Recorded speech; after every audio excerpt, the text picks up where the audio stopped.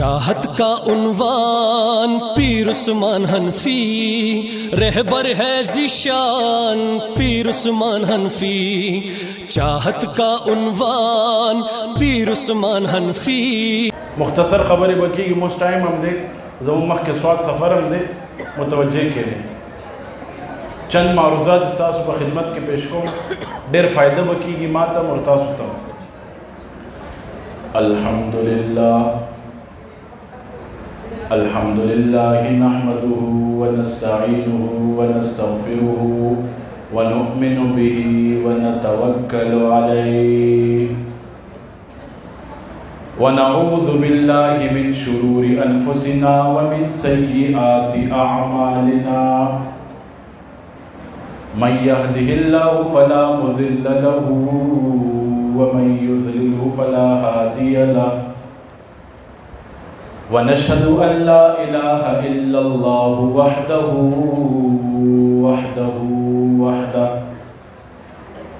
ونشهد أن سيدنا ومولانا محمدا عبده ورسوله أما بعد فأعوذ بالله من الشيطان الرجيم بسم الله الرحمن الرحيم قل هو الله أحد الله الصمد لم يلد ولم يولد ولم يكن له كفوا أحد صدق الله العظيم وصدق رسوله النبي الأمي الكريم ونحن على ذلك لمن الشاهدين والشاكرين والحمد لله رب العالمين بأدر الشريف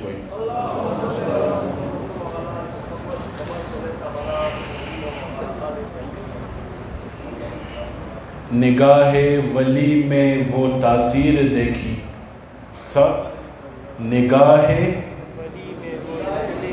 نگاہ ولی میں وہ تاثیر دیکھی بدلتی ہزاروں کی تقدیر دیکھی یک زمانہ صحبت با اولیاء یک زمانہ صحبت با اولیاء بہتر از 7 سالہ طاعت بیریا۔ میرے انتہائی واجب الاحترام عزیز ساتھیوں، کوہاٹ کے غیور دوستوں، بالخصوص شیخ القرآن والحدیث حضرت مولانا مفتی ناصر صاحب اور اسی طرح عدنان صاحب اور ان کے سارے رفقاء، اسٹیج پر میرے بہت پیارے رفیق مکرم معروف نعتخوان رسول و مداح صحابہ و اہل بیت بلبل نقشبندیہ شاذلیہ جناب شاہ سوار صاحب، امیر سلسلہ نقشبندیہ شاذلیہ ضلع کوہاٹ سعد انعام اللہ صاحب اور اسی طرح جتنے رفقاء آئے ہیں، میں ان کا تہ دل سے شکریہ ادا کرتا ہوں۔ اللہ تبارک و تعالی ہمیں بار بار ایسی مجالس کے انعقاد کرنے کی اور ہمیں شریک ہونے کی توفیق نصیب فرمائے۔ سب بولو آمین، اچھت سب بولو آمین آمین۔ میرے بھائیو دوستو، میں مختصر بات کروں گا، ہمارا آگے سفر ہے، پھر اس سے آگے پھر سفر ہے، ہم مسلسل 5 دن سفر میں رہیں گے۔ میں چند معروضات پیش کروں گا۔ آپ لوگ جس طرح بیٹھے ہوئے ہیں اور مفتی ناصر صاحب جس طرح عالی شخصیت ہیں، جس طرح آپ لوگوں نے استقبال کیا ہے، آپ لوگ خراج تحسین کے حقدار ہیں۔ میرے بھائیو دوستو، فرشتے ایسی مجالس کے پیچھے پھرتے ہیں، جب آسمان پر جاتے ہیں تو اللہ تبارک و تعالیٰ تو علیم بذات الصدور ذات ہے، ہر چیز سے واقف ہے، دلوں کے بیت جانتی ہے، ایسی ذات ہے کہ دلوں کے رگ رگ کے جو خیالات آتے ہیں، جو سوچ آتے ہیں، سب کو جانتی ہے۔ میرے بھائیو دوستو، جب فرشتے اوپر جاتے ہیں تو اللہ تبارک و تعالیٰ پوچھتے ہیں، اے ملائکہ، اے فرشتے کہاں سے آئے؟ تو اللہ تبارک و تعالیٰ فرشتے فرماتے ہیں اللہ تبارک و تعالیٰ کو، ایسی جگہ سے آئے ہیں جہاں آپ کا تذکرہ ہو رہا تھا، جہاں آپ کو یاد کیا جا رہا تھا، جہاں رسول اللہ صلی اللہ علیہ وسلم کو یاد کیا جا رہا تھا۔ کس کو یاد کیا جا رہا تھا؟ کس کس کو یاد کیا جا رہا تھا؟ صحابہ کرام کا تذکرہ ہو رہا تھا، قرآن کی عظمت پر بات ہو رہی تھی، تو اللہ تبارک و تعالیٰ فرشتوں سے سوال کرتے. کیا سوال کرتے؟ اے ملائکہ، اے فرشتوں، کیا انہوں نے مجھے دیکھا تھا؟ ہم نے اللہ کو دیکھا ہے؟ نہیں دیکھا نا. ہم نے اللہ کو دیکھا ہے، لیکن ہم نے ایمان لایا ہے. تو اللہ تبارک و تعالیٰ پوچھتے ہیں، اے فرشتوں، کیا انہوں نے رسول اللہ صلی اللہ علیہ وسلم کو دیکھا تھا؟ سب صلی اللہ علیہ وسلم پڑھے. کیا انہوں نے رسول اللہ صلی اللہ علیہ وسلم کو دیکھا تھا؟ فرشتے فرماتے ہیں نہیں. پھر اللہ تعالیٰ فرماتے ہیں، کیا یہ قرآن نازل ہونے کے وقت تھے؟ فرشتے فرماتے ہیں نہیں. تو اللہ تبارک و تعالیٰ فرماتے ہیں کہ پھر بھی اتنی محبت، گرمی کے موسم میں حبس کا خیال نہیں کیا انہوں نے، اپنی صحت کا خیال نہیں کیا انہوں نے، پھر بھی آپ کا تذکرہ سن رہے تھے، قرآن کی عظمت پر بات سن رہے تھے. فرشتے فرماتے ہیں جی اللہ. تو اللہ تبارک و تعالیٰ کیا ہمارے لیے اعلان فرماتے ہیں، آپ لوگوں کے لیے کیا بشارت فرماتے ہیں؟ فرماتے ہیں، اے فرشتوں، گواہ رہنا، میں ان ساری مجلس والوں کی مغفرت کر دی. اونچا سبحان اللہ پڑھیں، اتنی بڑی فضیلت سنیے. سبحان اللہ اور بھی اونچا. پھر فرشتے فرماتے ہیں، اے اللہ، کوئی شخص شاہ سوار کو دیکھنے آیا تھا، کوئی شخص مفتی ناصر صاحب سے کسی کام کے غرض سے آیا تھا، کسی سے ملاقات کی نیت سے آیا تھا، لیکن مجلس میں تھوڑی دیر شریک رہا. اللہ فرماتے ہیں، اے فرشتوں، کیا اس مجلس میں شریک رہا؟ فرشتے فرماتے ہیں جی ہاں، اس مجلس میں شریک رہا. اللہ تبارک و تعالیٰ فرماتے ہیں کہ اس کی بھی مغفرت کر دو. ایسے تو نہیں کہا گیا، نگاہ ولی میں وہ تاثیر دیکھی، بدلتی ہزاروں کی تقدیر دیکھی. اللہ والوں کی نظر، ایک نظر کسی پر پڑتی ہے تو وہ شاہ سوار بن جاتا ہے، کسی پر پڑتی ہے وہ عالم اسلام میں چمک جاتا ہے. نبی علیہ السلام کی نظر کسی پر پڑتی ہے تو صدیق اکبر بن جاتا ہے، کسی پر پڑتی ہے عمر فاروق بن جاتا ہے، کسی پر پڑتی ہے عثمان غنی بن جاتا ہے، کسی پر پڑتی ہے علی المرتضیٰ بن جاتے ہیں، کسی پر پڑتی ہے صحابہ کرام بن جاتے ہیں. آج اتنے طلباء کرام بیٹھے ہوئے ہیں، خدا کی قسم اٹھا کے کہتا ہوں، ان سے دعا لی جائے. جب یہ گھر سے نکلتے ہیں، فرشتے ان کے پیروں کے تلے پر بچھاتے ہیں. کیا بچھاتے ہیں؟ کیا بچھاتے ہیں؟ کیا بچھاتے ہیں؟ کسی کالج کا، کسی یونیورسٹی کا، کسی انسٹیٹیوٹ کا اسٹوڈنٹ بتائیں کہ اس کے فرشتے کے پر کے نیچے، پیروں کے نیچے پر بچھاتے ہوں فرشتے؟ ہے کوئی اونچا؟ ہے اور بھی اونچا؟ باہر والے؟ ہاں کوئی ہے؟ لیکن ان کی فضیلت اتنی ہے، اگر میں بیان کروں، مشائخ بیان کریں، صوفیاء بیان کریں، جو بھی بیان کریں، ان کی فضیلت پر بات کرتے جائیں، بات نہیں ختم ہوتی. سفیان ثوری رحمت اللہ علیہ فرماتے ہیں. کون فرماتے ہیں؟ سفیان ثوری، ایک با عمل عالم، ایک با اثر عالم جو کہ کئی صدیاں پہلے گزرے.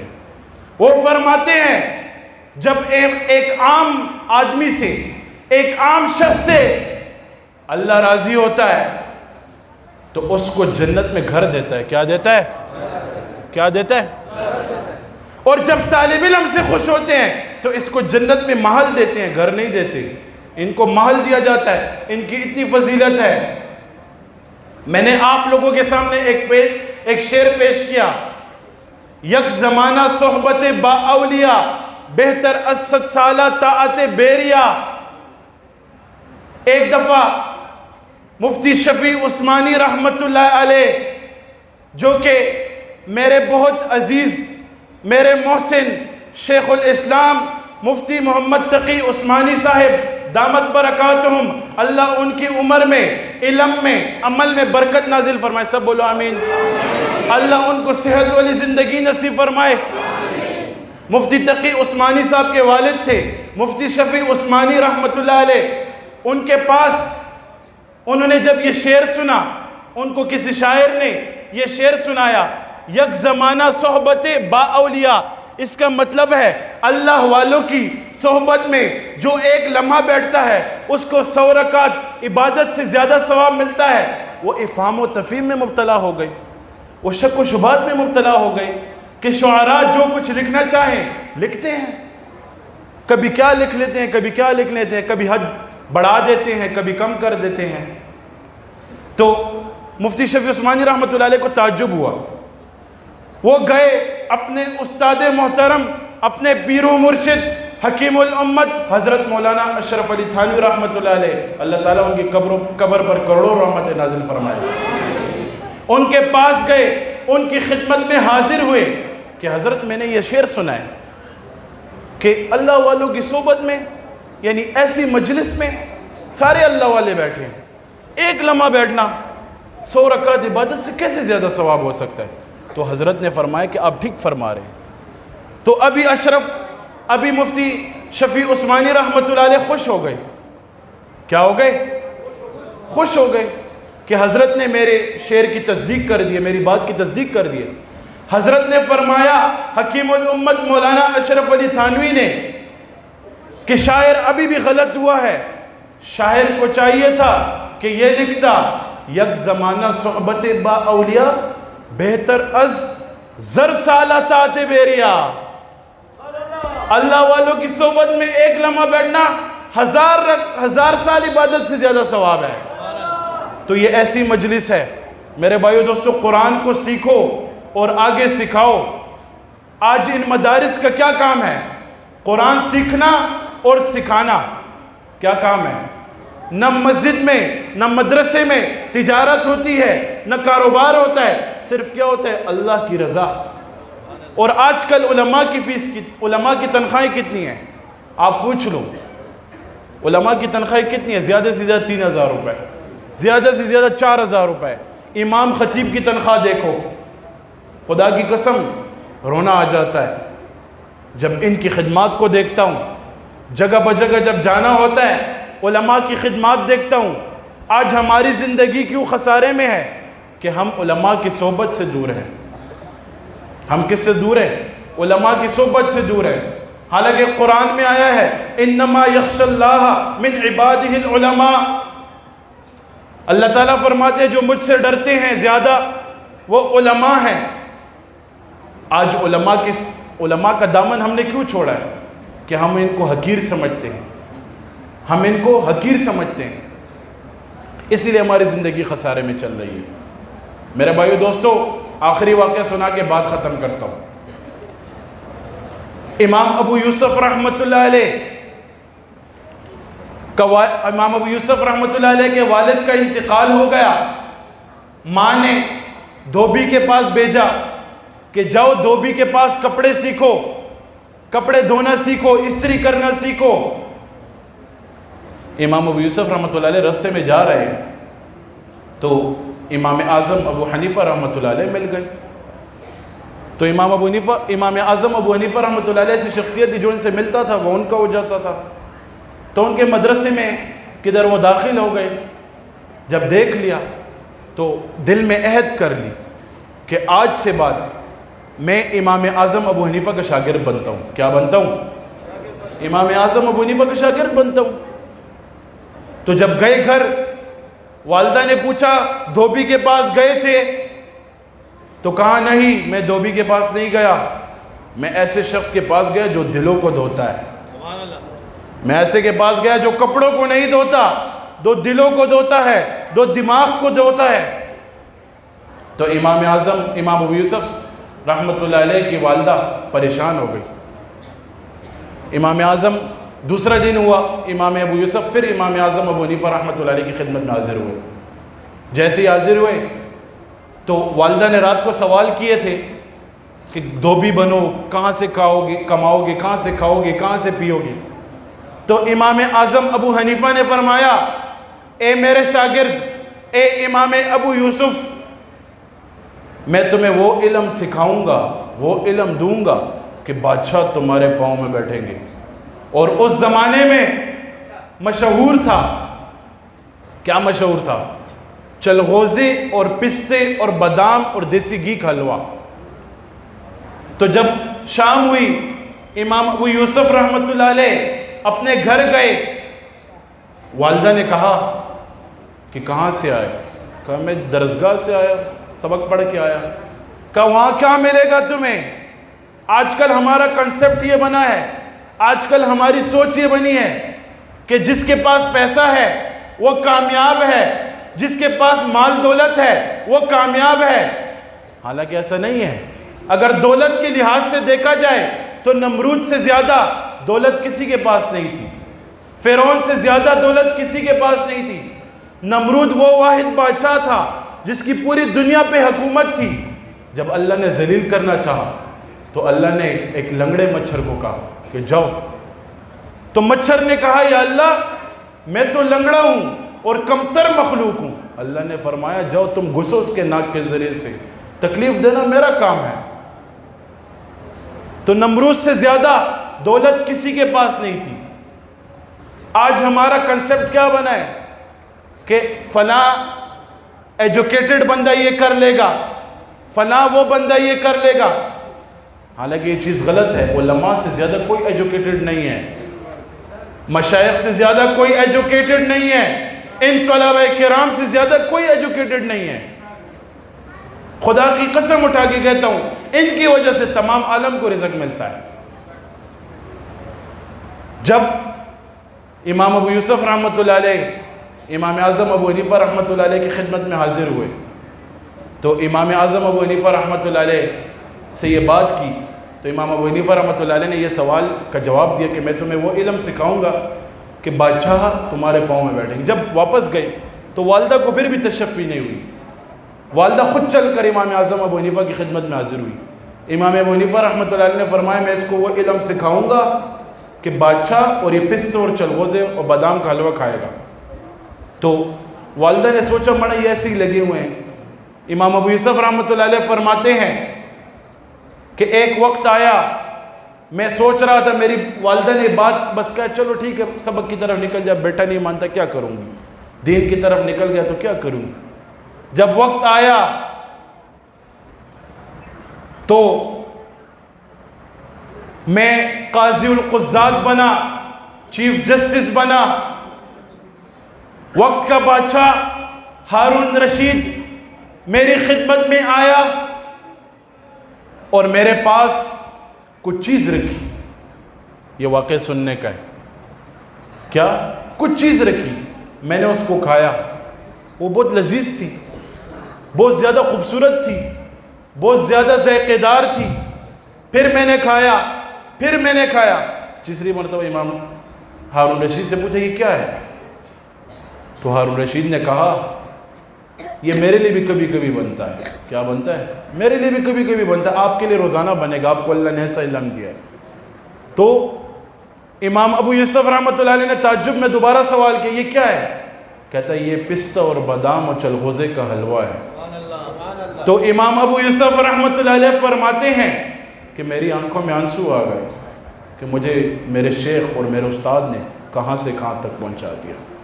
تو ان علماء کی قدر کرو، ان طلباء کی قدر کرو، ان مشائخ کی قدر کرو. خدا کی قسم اٹھا کے کہتا ہوں ان کی وجہ سے دنیا آباد ہے، ان کی وجہ سے دنیا آباد ہے. قرآن شریف پڑھتے رہا کرو، قرآن شریف دلوں کا سکون ہے، ذکر کرتے رہا کرو. الا بذکر اللہ تطمئن القلوب ہے، دلوں کا اطمینان اللہ کی یاد میں ہے. آج ہمارا دل کیوں پریشان ہے، آج ہماری روح کیوں تنگ ہے، اس دنیا میں رہ رہے ہیں لیکن ان علماء کو دیکھیں 4-4 ہزار روپے تنخواہ میں، 5-5 ہزار روپے تنخواہ میں، سفید کپڑے، خوبصورت پگڑی، خوبصورت ٹوپی، خوبصورت واسکٹ. ان کا دل کیسے خوش ہے؟ کیونکہ یہ ان کا تعلق اور ان کا کنیکشن اللہ کے ساتھ ہے. ایک صحابی تھے، رات کا وقت ہے، قرآن پڑھ رہے ہیں. کیا کر رہے ہیں؟ قرآن پڑھ رہے ہیں. پہلے زمانہ جو تھا نبی علیہ السلام کا، اس میں ایسا قرآن پڑھا جاتا تھا کہ نیچے پڑھتے تھے آواز عرش پہ جاتی تھی. کیا آواز کدھر جاتی تھی؟ آواز کدھر جاتی تھی؟